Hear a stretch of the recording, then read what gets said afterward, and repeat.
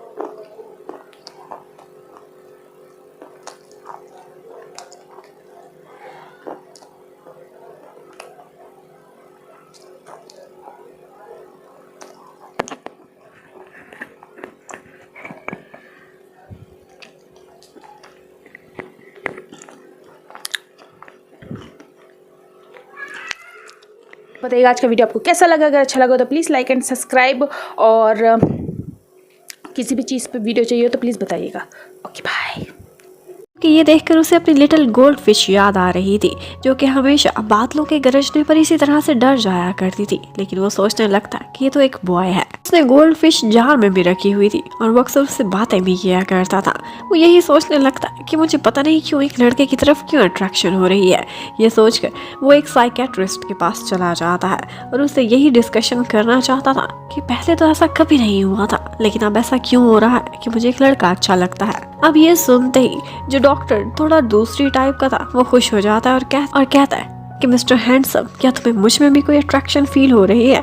और ये सुनते ही शनशू तो वहाँ से बाहर की दौड़ लगा देता है। और बस ये सुनते ही शनशू अपनी इज्जत बचाकर वहाँ से दौड़ने की करता है। लेकिन उसी हॉस्पिटल में हमें दिखाते हैं कि ली भी खड़ी हुई है और उसकी किसी से लड़ाई हो रही थी, क्योंकि किसी पेशेंट ने उसकी ग्रैंडमा से बदतमीजी की थी। अब जैसे ही वो पेशेंट ली पर हाथ उठाने वाला था तो उसी समय शनशू वहाँ पहुँच जाता है और उसका हाथ पकड़कर तोड़ मरोड़ देता है, जो कि उसके पर्सनल असिस्टेंट पर उठने वाला था। और उसके साथ ही जैसे उसे पता चलता है कि ली की ग्रैंडमा यहाँ पर बीमार है, तो वो कहता है कि इनके लिए एक VIP रूम अरेंज करना मेरी जिम्मेदारी है। यहाँ पर उनके लिए रूम का तो अरेंज हो गया था। ये सुनते ही ली इतनी खुश हो जाती है कि फौरन ही उसे हक कर लेती है और उसका थैंक्स कर रही थी। यहाँ पर शनशू को उसका इस तरह से हक करना बहुत अच्छा लगता है, लेकिन साथ ही साथ वो परेशान भी हो रहा था कि एक लड़के के लिए मैं ऐसा क्यों फील कर रहा हूँ। अब नेक्स्ट डे ली भी उसके लिए एक गिफ्ट लेकर आता है। वो उसके लिए एक फोन केसिंग लेकर आया था और वो उससे कहता है, वो उसके लिए एक फोन केसिंग लेकर आई थी और उससे कहती है कि अगर आपको ब्लू पसंद है तो ये रख ले, नहीं तो पिंक।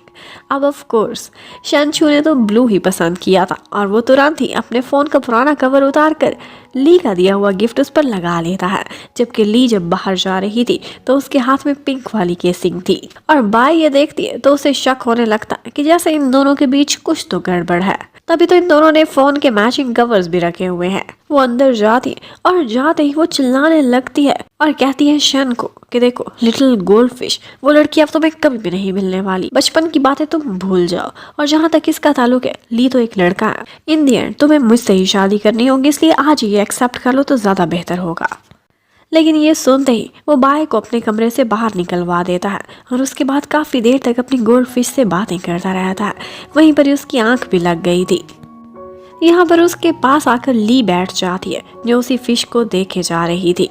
शन तो सो चुका था, तो वो उस जार को उठाती है और उसको उसकी अपनी प्लेस पर रखने वाली थी कि पीछे से शन उसको एक आवाज देता है। ये सुनते ही वो एकदम डर गई थी। उसके हाथ से वो जार छूट जाता है। वो लिटिल गोल्ड फिश तड़प तड़प कर मरने वाली थी कि तुरंत ही शन वहाँ पहुँचता और उसे एक और पानी के जार में डालकर उसकी जान बचा लेता है। लेकिन यहाँ पर उसे ली पर बहुत गुस्सा आया था। वो चिल्लाता है, डांटता है, उसे कहता है कि आइंदा से मेरी चीज़ों को हाथ लगाने की कोशिश मत करना, और तुम इस लिटिल गोल्ड फिश के सामने कोई भी औकात नहीं रखते हो। अब बेचारी ली को भी यहाँ पर चोट लगी थी, लेकिन शन को उसकी कोई भी परवाह नहीं थी। वो गोल्ड फिश को लेकर बहुत अपसेट हो गया था। उधर हमें ग्रैंड माँ को दिखाते हैं, जो कि आज बीमार थी और उनसे मिलने के लिए बाय आई हुई थी। बाय आती है, उनसे बहुत प्यार से बातें करती है, उनकी खिदमतें करती है, और उसके बाद जब बाहर निकलती है तो उसका और ही रूप था। वो अपने हैंड्स क्लीन करती है और सोचती है कि पता नहीं कैसे कैसे लोगों को मुझे छूना पड़ रहा है शन से शादी कर। अब यहाँ पर हॉस्पिटल में वो किसी लड़की को देखती है जो कि ली थी, और ली को देखते ही वहाँ पर वो हैरान रह जाती है। वो उसका पीछा भी करती है और फिर इन दी एंड उसे पता चल जाता है कि ये तो एक गर्ल है जो कि बॉय का रूप धार कर शन के ऑफिस में काम कर रही है। वो उसका वीक पॉइंट रंगे हाथों पकड़ लेती है और फिर उससे कहती है कि तुम्हारे पास जान बचाने का सिर्फ एक तरीका है, और वो ये है कि मैं तुम्हें बहुत सारे पैसे दूंगी। ऑफ कोर्स तुम गरीब हो, तुम्हें पैसों की जरूरत भी है, लेकिन इसके बदले तुम्हें ऑफिस से रिजाइन देना होगा और तुम्हारी जगह मैं पर्सनल असिस्टेंट लगूंगी। और वो उससे ये भी वादा लेती है कि किसी भी सूरत शन को कभी भी ये पता नहीं चलना चाहिए कि तुम एक गर्ल हो। अब बेचारी ली तो अपनी ग्रैंड माँ की वजह से काफी मजबूर थी। उसे पैसों की जरूरत पड़ती रहती। वो इस ऑफर से इनकार नहीं कर पाती और यस कर देती है। और फिर नेक्स्ट ही मॉर्निंग जैसे ही शन ऑफिस में वापस पहुंचता है तो उसे पता चलता है कि उसके पीए ली ने तो रिजाइन कर दिया और उसकी जगह बाय काम करेगी। लेकिन वो बाय को बिल्कुल भी बर्दाश्त नहीं करता और कह देता है कि तुम्हें तो मैं कभी भी नहीं रखने वाला, क्योंकि मुझे वुमेन के साथ इजी फील नहीं होता। और खुद वो ली के घर के बाहर पहुंच जाता है ये पता करने के लिए कि उसने अचानक रिजाइन क्यों कर दिया है। अब ली फटाफट अपना सारा सामान समेटती है जो कि उसने बिखेरा हुआ था। वो कहीं भी किसी भी एंगल से ये नहीं दिखाना चाहती थी कि थोड़ा सा भी शन को शक हो कि वो एक लड़की है। यहाँ पर शन उसके पास आता है और उससे पूछता है कि तुमने क्यों जॉब छोड़ी। वो कहती है कि मुझे और ज़्यादा अच्छी जॉब की पैसों के साथ ऑफर हुई थी। तो शन थोड़ा सा दुखी हो जाता है और कहता है कि इसका मतलब है कि सारा समय जो तुम मेरे साथ थे सिर्फ पैसों की वजह से थे। ये सुनकर एक दफ़ा ली को शर्मिंदगी होती है, लेकिन उसकी मजबूरी थी। और यहाँ पर उसने सोफे के बीच अपने अंडरगारमेंट्स छुपाए हुए थे जो कि गलती से मिस्टर शनशू के हाथ लग जाते हैं। वो उससे कहने लगता है, अच्छा मैं समझ गया, तुम किसी अमीर लड़की के साथ डेट कर रहे हो, तभी तुमने मेरे ऑफिस से रिजाइन कर दिया क्योंकि तुम गोल्ड डिगर लड़के हो। ये सुनते ही अब ली को एक अच्छा बहाना मिल गया था। वो कहने लगती है, हाँ ऐसा ही है, मैं एक अमीर लड़की के साथ डेट कर रहा हूँ और हाँ आज शाम को हमने शॉपिंग के लिए भी जाना है। वो उसे एक मार्केट का नाम भी ले देता है। अब ये सुनने के बाद शनशू को काफी गुस्सा आता है और वो सोचता है कि मैं इतना बड़ा बॉस होकर उसके घर तक गया और वो आगे इस तरह की बातें कर रहा है। लेकिन वो बेचारा क्या करता, सारा दिन ऑफिस में जहाँ जाता था जिसको भी देखता था हर इंसान में उसे सिर्फ और सिर्फ एक ही शक्ल नजर आती थी और वो थी उसके पुराने पर्सनल असिस्टेंट ली की शक्ल। वो हैरान हो जाता है कि मुझे हर जगह वही क्यों दिख रहा है। इतने में शाम को ग्रैंड माँ ने उसे डिनर पर बुलाया हुआ था जहाँ बाय भी साथ थी। बाय ने बहुत मजे मजे के खाने बनाए हुए थे ग्रैंड माँ का दिल जीतने के लिए। लेकिन यहाँ पर जैसे ही शनशू एक खाना टेस्ट करता तो वो फौरन ही उस रेस्टोरेंट का नाम भी बता देता है कि जहाँ से उसने टेक अवे लिया है। इतने में वो न्यूज़ देखता है तो उसे पता चलता है कि उसी मार्केट के करीब एक एक्सीडेंट हुआ है और जिस लड़के की वहाँ पर डेथ हुई है उसकी एज और उसका हुलिया बिल्कुल ली जैसा है। ये सुनते ही वो परेशान हो जाता है और दौड़कर वहाँ पहुँचता है। वो बहुत सैड था और उसकी नजरें सिर्फ और सिर्फ ली को तलाश कर रही थी। वहाँ से एक डेड बॉडी जा रही थी जिसने वही स्नीकर्स पहने हुए थे जो कि शन ने ली को दिलाए थे। लेकिन उसी समय वहाँ पर पीछे ली भी खड़ी हुई थी। शनशू मुड़कर देखता है तो उसे ठीक ठाक देखकर वो उसे तुरंत ही हक कर लेता है और कहने लगता है कि पता है मैं कितना परेशान हो गया था, मुझे लगा कि कार एक्सीडेंट तुम्हारा हुआ है। लेकिन ली आगे से कहने लगती है कि कैसे होगा, मेरे पास तो कोई कार ही नहीं तो एक्सीडेंट क्या होना। लेकिन उसकी बातों पर शन का कोई ध्यान नहीं था। वो कहता है कि मैं बहुत खुश हूँ कि तुम एक लड़का हो, अगर लड़की होते तो मैं तुम्हें अपने क्लोज ना रख पाता। अब उसके बाद वो एक दिन एक स्पोर्ट्स कार की टेस्ट ड्राइव भी लेता है और कहता है ली को कि तुम ही ड्राइव करोगे। वो जब ड्राइव कर लेती है तो कहता है कि ये कार मैं तुम्हें देता हूँ, ये हमारी कंपनी की तरफ से तुम्हारे लिए एक इंसेंटिव है। ये सुनते ही ली काफी हैरान हो जाती है। अब उसके थोड़ी देर बाद शन उससे पूछने लगता है कि तुम्हारी बर्थडे क्या है, कब आती है। लेकिन आगे से ली कहती है कि मुझे क्या पता होगा, मैंने आज तक नहीं बनाई, बस डॉक्यूमेंट्स में कोई लिखी हुई है, वरना मेरी ग्रैंड माँ ने मुझे एक कचरे के ढेर से उठाया था और उससे पहले कि मुझे कोई यादें नहीं है, पता नहीं मैं कहाँ से वहाँ पहुँची थी, लेकिन मैं बहुत जख्मी हालत में थी, उन्होंने मुझे रेस्क्यू किया था। बस वो इतना बताती है कि उस दिन रेनबो निकली हुई थी जिस दिन तुम मुझे मिली थी। ये सुनते ही शन कहने लगता है कि ठीक है, फिर जिस दिन भी अब रेनबो निकलेगी उसी दिन मैं तुम्हारी बर्थडे मनाने के लिए आऊँगा। अब एक दिन वो देखता है तो आसमान पर रेनबो निकली हुई थी। वो बहुत खुश हो जाता है कि आज वो ली की बर्थडे मनाएगा। लेकिन इत्तेफाक से उसी दिन बाय की भी बर्थडे थी और वो अपनी बर्थडे पार्टी पर शन को भी इन्वाइट करती है, लेकिन वो मना कर देता है कि आज मैं बहुत बिजी हूँ और खुद वो ली के पास जाता है, उसे फ्लावर्स गिफ्ट करता है। ये देखकर ली हैरान हो जाती है कि तुम एक लड़के को क्यों फ्लावर दे रहे हो। लेकिन शन का कहना था कि ये लिली फ्लावर्स हैं जो कि दोस्ती को डिपिक्ट करते हैं। और फिर वो उसे अपने साथ एक रेस्टोरेंट में भी लेकर जाता है और उसे एक रिंग भी पहनाता है। कहता है कि ये ब्रदर्स रिंग है और हम दोनों ये रिंग पहनेंगे। ये सारा कुछ होते हुए ली को बहुत स्पेशल लग रहा था। लेकिन शन उसे कहता है कि पता है मैं बहुत खुश हूँ, तुम मेरे बेस्ट ब्रदर हो, तुम लड़का हो, ये बहुत अच्छी बात है, वरना अगर तुम गर्ल होते तो मैं तुम्हें इस तरह से अपना बेस्ट फ्रेंड ना बना सकता, क्योंकि मेरी गोल्ड फिश मेरा फर्स्ट लव वो कभी बर्दाश्त ना करती कि एक लड़की को मैं इतना क्लोज रखता हूँ, इसलिए हम हमेशा बेस्ट ब्रदर्स बनकर रहेंगे। इतने में शन को कॉल आती है कि ग्रैंड माँ की तबीयत बहुत खराब हो गई है। वो वहाँ से उठकर फौरन ही भाग जाता है। वो जाता है तो ग्रैंड माँ उससे बहुत इमोशनल बातें करती हैं और उससे कहती है कि मेरी लास्ट विश ही समझो, लेकिन आज बाय के साथ बर्थडे तुम मनाने के लिए जाओगे। अब वो इतना कह रही थी तो ऑफ कोर्स शन को मानना पड़ता है। जबकि उधर टिंग उसी रेस्टोरेंट में ली को देखता है तो उसके पास आकर बैठ जाता है। वो उससे कहने लगता है कि बेशक सारी दुनिया ना जानती हो, लेकिन तुम मेरे सामने ये नहीं छुपा सकती, तुम एक गर्ल हो। और ये बात मुझे पहले दिन ही पता चल गई थी। ये सुनते ही ली हैरान रह जाती, लेकिन वो खुश थी कि किसी के सामने उसे एक्टिंग नहीं करनी पड़ेगी। अब यहाँ से टिंग उसे आगे एक जगह पर लेकर जाता है जहाँ पर एक पार्टी चल रही थी, और वो पार्टी थी एक्चुअली बाय की बर्थडे की। यहाँ पर शन और बाय दोनों इकट्ठे आए हुए थे। उनको देखकर ली का मूड बहुत ख़राब हो जाता है कि ये लड़का मुझसे तो झूठ बोल रहा था कि दादी माँ बीमार है और अब इसके साथ फिर रहा है। ये देखकर कहीं ना कहीं ली को काफ़ी जेलसी हो रही थी।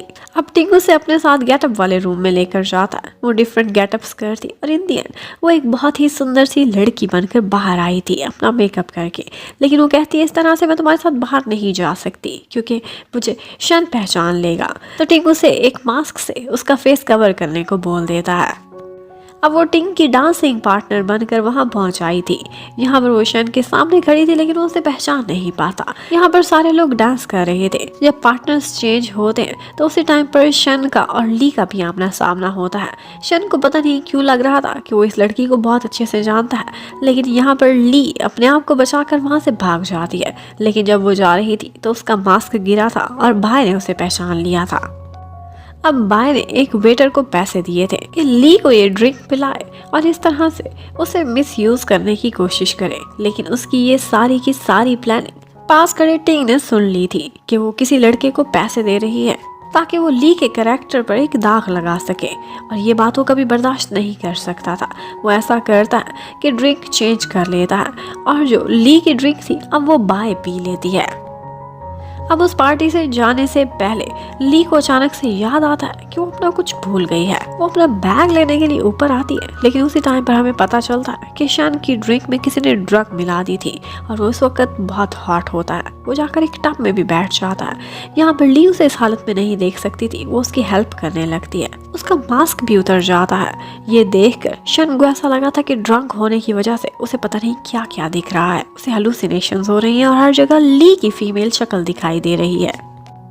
लेकिन ली उसे काम डाउन करने के लिए उसे किस कर लेती है। अब वो भी उसे किस बैक करता है और सोचता है कि एक सपना ही सही, लेकिन मैं ली के साथ टाइम बिता रहा हूँ। और फिर उसके बाद हमें नेक्स्ट मॉर्निंग का सीन दिखाते हैं। ली जैसे ही देखती है कि उसने एक गलती कर ली है, वो सोचती है कि सिर्फ और सिर्फ शन को काम डाउन करने के लिए किया है, और उसके बाद वो वहाँ से भाग नहीं करती है। लेकिन जब वो जा रही थी तो उसकी बैक पर गोल्ड फिश का स्कार शन ने देख लिया था। वो दीवाना होकर अपनी लिटिल गोल्ड फिश को तलाश करते हुए वहाँ से भागने लगता है, लेकिन ली छुप गई थी। जबकि उसी टाइम पर हमें बाय को दिखाते हैं जिसने हॉट होने वाली ड्रिंक पी ली थी, और उसके बाद वो उसी लड़के के साथ नाइट स्पेंड कर चुकी थी जिसे उसने पैसे दिए थे ली के लिए। उस पर बहुत चिल्लाती और उसके बाद जाकर होटल की मैनेजमेंट से मिलती है। सिक्योरिटी के पास जाकर वो सीसीटीवी फुटेज में से अपनी सारी अपीयरेंस डिलीट कराना चाहती थी, लेकिन यहीं पर ही वो कुछ देख लेती है, और वो ये था कि शन ने भी कल होटल के कमरे में किसी के साथ टाइम बिताया है, और वो कोई और नहीं बल्कि ली ही थी। शन भी सारी फुटेज चेक कराना चाहता था, लेकिन उसे कुछ भी नहीं मिलता क्योंकि सारा रिकॉर्ड पहले ही बाय ने वहाँ से डिलीट करा दिया था। अब वो कुछ ऐसी चाल चलती है कि जिसकी वजह से शन की सेक्रेटरी को ऐसा लगता है कि लिटिल गोल्ड फिश कोई और नहीं बल्कि बाय ही है। वो उसे कहता है कि वो लड़की तो इतने सालों से आपके इर्द गिर्द ही थी, बस आपको नजर नहीं आई थी। वो ये सुनकर खुश होता है, लेकिन जब देखता है कि वो बाय है तो हैरान रह जाता है। उसने वही टैटू अपनी स्किन पर बनवा लिया था और वो परमानेंट था। शन उससे बार बार ये क्वेश्चन करता है कि अगर तुम ही मेरी लिटिल गोल्ड फिश थी तो तुमने ये सब छुपाया क्यों, मुझे पहले क्यों नहीं बताया। लेकिन वो आगे से इमोशनल बातें करने लगती है और उससे कहने लगती है कि बचपन में तुमने मुझसे 1 साल बाद वापस लौटने का वादा किया था, तुम आए नहीं थे, जिसकी वजह से मैं बहुत हर्ट हो गई थी। तुमसे मेरी सारी बुरी यादें जुड़ी हुई थी, तभी तो मैंने कभी भी उस प्यार को लेकर तुम्हें नहीं चाहा, बल्कि मैं तुम्हारे अब की पर्सनैलिटी से प्यार करती, और मैं ये भी नहीं चाहती थी कि तुम बचपन की वजह से मुझसे प्यार कर। अब मुझे तुम्हारे सामने आना पड़ रहा है, और वो इस वजह से क्योंकि होटल में उस रात हमारे बीच जो हो गया, उसके बाद आई थिंक हमें शादी कर लेनी चाहिए, यही बेहतर होगा। इसीलिए मैं सारी सच्चाई लेकर तुम्हारे सामने खड़ी हुई हूँ। ये सुनते ही शन हैरान रह जाता है और उसे लगता है कि उस रात जिस लिटिल गोल्ड फिश के साथ उसने टाइम बिताया था वो कोई और नहीं बल्कि बाय ही थी। ये सुनते ही उसका दिल बिल्कुल बुझ जाता है, लेकिन वो कहने लगता है कि ठीक है, मैं एक मैन हूँ और जो भी तुम्हारे साथ हुआ मैं उसकी रिस्पॉन्सिबिलिटी लूंगा। अब वो बाय के जाल में फंस चुका था, और उसी टाइम पर हमें ये भी दिखाते हैं कि बाय किसी बूढ़े आदमी से मिलने के लिए जाती है। वो उसे काफ़ी सारे पैसे भी देती है। एक्चुअली ये उसकी एक एक्चुअली उसकी रियल आइडेंटिटी कुछ और थी। वो बूढ़ा आदमी कोई और नहीं बल्कि उसका रियल फादर था, जो कि उस ऑर्फनेज का डायरेक्टर था, वहाँ काम करता था जहाँ पर लिटिल गोल्डफिश रहती थी। और जैसे ही उसने देखा था एक बहुत अमीर फैमिली लिटिल गोल्डफिश को अडॉप्ट करने वाली है, तो उसने उसकी आइडेंटिटी चुरा ली थी और लिटिल गोल्डफिश को रास्ते से हटाने के लिए उन्होंने किसी को पैसे दिए थे। लेकिन उसे ये नहीं पता था कि लिटिल गोल्डफिश असल में मरी नहीं थी। और बस तभी से लिटिल गोल्डफिश की जगह वो खुद ही एक अमीर फैमिली की तरफ अडॉप्ट कर ली गई थी और अब वो बहुत रिच फैमिली में उनका बिजनेस संभालती थी और अपने रियल बायोलॉजिकल डैड को हर महीने पैसे भी दिया करती थी। जबकि उधर ली काफ़ी परेशान बैठी हुई थी। उसे लगता था कि जो कुछ हो गया है उसके बाद उसे सच्चाई शन को बता देनी चाहिए कि वो एक लड़की है। वो हिम्मत करती है और उसके घर जाती है सब कुछ उसे सच बताने के लिए, लेकिन वो कुछ भी बोलती उससे पहले ही वहाँ पर बाय आकर खड़ी हो जाती है और उसके सर पर एक बम फोड़ती है, ये बताकर कि मैं और शन बहुत जल्दी शादी करने वाले हैं क्योंकि मैं ही उसकी बचपन की लवर हूँ। ली हैरान थी कि इतने सालों से इसे अपने बचपन की लवर की तलाश थी, लेकिन शन आज उदास क्यों दिख रहा है। लेकिन फिर भी वो उन दोनों को कंग्रेचुलेशंस कहती है और ये सच नहीं बताती कि वो एक लड़की है, क्योंकि वो कबाब में हड्डी नहीं बनना चाहती थी। इतने में ग्रैंड माँ भी वहाँ पहुँच जाती है और वो ली को ऑर्डर करती है कि मैंने सुना है कि तुम मेरे शन के बेस्ट ब्रदर बने हुए हो, तो अब शादी के मौके पर सारे अरेंजमेंट्स में तुम बराबर का हिस्सा भी लोगे, इसलिए जाओ और इनको शॉपिंग कराने में और इनके वेन्यू सेट करने में हर चीज़ की रिस्पॉन्सिबिलिटी अब तुम पर ही है। अब जब भी वो शॉपिंग पर जाते थे तो पर्सनल असिस्टेंट उनके साथ ही होता था और यहाँ पर बाय हमेशा जानबूझकर शन के क्लोज होने की कोशिश करती थी ताकि वो ली को जेलस करा सके। और वाकई ली काफ़ी जेलस होती थी, लेकिन वो क्या कहती उन दोनों की शादी जो होने वाली थी। यहाँ पर वो एक शॉप के बाहर बैठा हुआ था कि वहीं पर वो देखता है कि ली एक डिज़ाइनर ड्रेस को बहुत प्यार से देख रही है और वो वेडिंग ड्रेस लगता था कि ली को पसंद आ गया है। ये बात शन ने भी नोटिस की थी। अब उसके बाद वो लोग एक ऑक्शन पर जाते हैं जहाँ पर एक रेयर डायमंड था और उस डायमंड को खरीदने के लिए हर कोई बोली लगा रहा था। यहाँ पर बाय चाहती थी कि ये डायमंड उसके लिए शन खरीदे, लेकिन टिंग भी वहाँ पर मौजूद था और टिंग चाहता था कि वो ये डायमंड खरीदे ली के लिए। और टिंग बहुत ज़्यादा पैसों की बोली लगा देता है। उसे समझाने के लिए उसके पास जाकर ली बैठती है और उससे कहती है कि ये सब छोड़ो, लेकिन वो बहुत महंगे पैसे देकर उस डायमंड को खरीद लेता है। जैसे ही वो रिंग उसके सामने आती है तो तुरंत ही ली के हाथ में पहना देता है और साथ ही साथ उसको एक किस भी करता है। ये सारा कुछ देखने के बाद शन के तो होश ही उड़ गए थे। वो बाहर आता है और जैसे ही ली और टिंग को इकट्ठे देखता है तो उन पर गुस्सा करने लगता है और कहने लगता है कि ये सब क्या चल रहा है, तुम लोगों को अपने इमेज की भी परवाह नहीं, ये क्या हरकत है, तुम दोनों बॉयज हो और ये सब इम्पॉसिबल है। लेकिन ली ये कहती हुई वहाँ से निकल जाती है कि तुम्हें क्या परवाह, मैं तुम्हारी लगती ही क्या हूँ, सिर्फ मेरे बॉस होने की वजह से तो मेरी पर्सनल लाइफ में इंटरफेयर नहीं कर सकते। ये कहती हुई वो वहाँ से चली जाती है, लेकिन वो बहुत ज़्यादा ड्रिंक कर रही थी। टिंग को वो बताती है कि वो इतना प्रिटेंड करती है कि जब वो सैड हो तो वो अपनी सैडनेस भी किसी को नहीं दिखाती और जब खुश हो तो अपनी खुशी को भी उसे छुपाना पड़ता है। उसे लग रहा था कि उसकी पूरी लाइफ एक नाटक बन चुकी है। ये सुनने के बाद टिंग को उस पर काफ़ी रहम आता है। टिंग उसे बताता है कि एक्चुअली मुझे अपने इमेज की किसी चीज़ की कोई परवाह नहीं, क्योंकि सुपर मॉडल मैं सिर्फ अपने शौक की वजह से बना हूँ, वरना पैसे की मेरे पास कोई कमी नहीं है। एक्चुअली वो एक बहुत बड़ी फैमिली से बिलोंग करता था और इवेंचुअली उसने अपना बिजनेस ही संभालना था। वो कहने लगता है कि इसलिए जो मेरा मन कहता है मैं वो कर डालता हूँ बिना कॉन्सिक्वेंसेस के बारे में सोचे हुए। उधर हमें दिखाते हैं कि बाय को अपने डैड के थ्रू एक बात पता चलती है और वो ये थी कि लिटिल गोल्डफिश अभी भी जिंदा है और वो लड़की कौन है वो सबूतों के साथ आए थे। ये देखते ही उसे बहुत गुस्सा आता है कि वो लड़की कोई और नहीं बल्कि ली ही है। वो सोचने लगती है कि आखिर ये लड़की मेरी लाइफ में इतना इंटरफेयर क्यों कर रही है।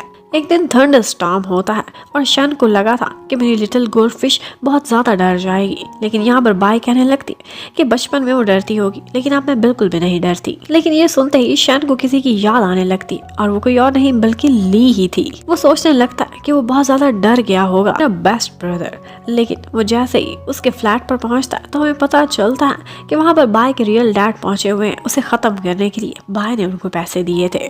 शन जब बार बार डोर बेल बजा रहा था तो अंकल उसे कहते हैं कि दरवाज़ा खोलो और कोई भी बहाना करके इसे यहाँ से भगाओ। यहाँ पर ली इशारों में उसे बता देती है कि मेरे पास खतरा है और शन भी ये बात नोटिस कर जाता है। वो मुड़ता है और उसका दरवाज़ा तोड़कर उसकी जान बचा लेता है, लेकिन इन दी एंड वो अंकल वहाँ से जाते जाते उसके सिर पर कोई चीज़ फोड़कर उसे जख्मी करके वहाँ से भाग जाते हैं। लेकिन जाने से पहले ली को भी पता चल गया था और उसके साथ साथ शन को भी कि वो अंकल कोई और नहीं बल्कि ऑर्फनेज के डायरेक्टर थे। अब जैसे ही शन होश में आता है तो ली उसका हाथ पकड़कर उससे कहती है कि मैं तुम्हारे लिए बहुत परेशान हूँ, और साथ ही ये सच भी बोल देती है कि मैं एक लड़की हूँ। मैं डर के मारे ये सब नहीं बता रही थी कि इस तरह से तुम मुझे अपना बेस्ट फ्रेंड भी कभी नहीं बनाओगे, और वैसे भी तुम्हारी शादी तो तुम्हारे बचपन की लवर गोल्ड फिश से हो रही है। लेकिन ये सुनते ही शन कहता है कि मैं तुम्हारी खातिर कुछ भी कर सकता हूँ, क्योंकि पता नहीं क्यों बिना किसी जेंडर के बारे में सोचे मेरा मन करता है कि मैं तुम्हारे साथ रहूँ। और इतने में ऊपर से बाय पहुंच आती है। शन तुरंत ही उससे कहता है कि तुम समझो कि हमारी वेडिंग कैंसिल हो गई है। ये सुनते ही बाय उससे कहने लगती है वो तो सब सही है, मुझे कोई मतलब नहीं, तुम्हारा जो फैसला है ठीक होगा, लेकिन तुम उसके बारे में तो सोचो कि तुम मेरे बेबी के डैड बनने वाले हो। उस रात जो भी हमारे बीच हुआ उसकी वजह से मैं प्रेग्नेंट हो चुकी हूँ। ये सुनते ही शन बहुत परेशान हो जाता है और ली भी ये सुनते ही वहाँ से चली जाती है, क्योंकि वो अब एक थर्ड व्हील नहीं बनना चाहती थी। जबकि शन टिंग से मिलता है। टिंग के बहुत ज़्यादा लिंक्स थे। वो उससे कहता है कि तुम अब मेरी इस इशू को रिजॉल्व करने में हेल्प करोगे। और उसके बाद फाइनली वेडिंग का डे आ जाता है। बाय बहुत खुश शन के साथ खड़ी हुई थी, लेकिन शन यहाँ पर एक वीडियो चलवाता है जिसमें टिंग ने बाय के रियल डैड को पकड़ा हुआ था और वो कन्फेशन कर रहे थे कि किस तरह से उन्होंने बाय की खातिर इतना कुछ किया है। वो नकली की लिटिल गोल्ड फिश बनी हुई है, जबकि असली वाली लड़की कौन है, और वो ली है जिसे वो 20 मिलियन देकर मरवाना भी चाहती थी। और इसके साथ साथ शन उसका डीएनए टेस्ट भी ले आया था कि इसके रियल डैड कौन है और ये इतने सालों से कैसे नाटक करती आई है। और फिर उसके बाद वहाँ पर अपीयरेंस होती है उसकी रियल वाली ब्राइड की, जो कि कोई और नहीं बल्कि ली थी। ली को भी वो सारा कुछ याद आ चुका था और वो भी अपने बचपन के लवर शन से अब शादी करने के लिए रेडी खड़ी हुई थी। और फिर फाइनली उन दोनों की वेडिंग हो जाती है और इसके साथ ही हमारी इस कहानी की हैप्पी एंडिंग भी। Thank you for watching, stay connected, bye bye.